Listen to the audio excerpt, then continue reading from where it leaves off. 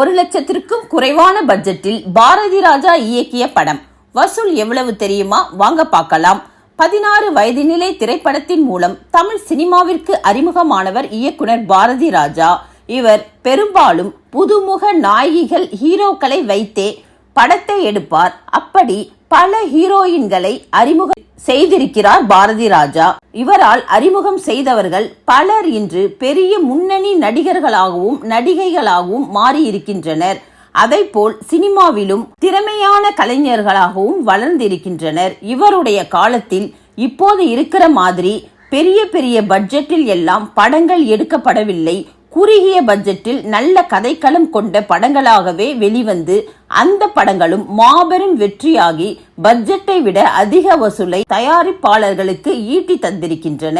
இன்றைய சூழலில் ஒரு நடிகருக்கோ அல்லது நடிகைக்கோ கோடிக்கணக்கில் பணத்தை செலவிட வேண்டியிருக்கிறது.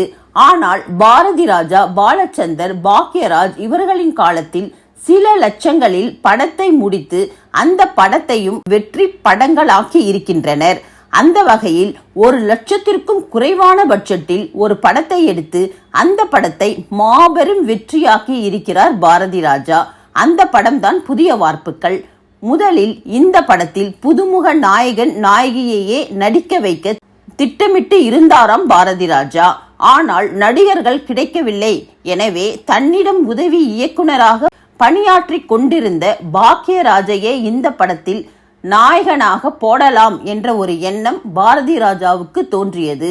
பின்னர் பாக்யராஜ் நடித்து அவருக்கு ஜோடியாக ரதி நடிக்க உருவான திரைப்படம் தான் புதிய வார்ப்புகள்.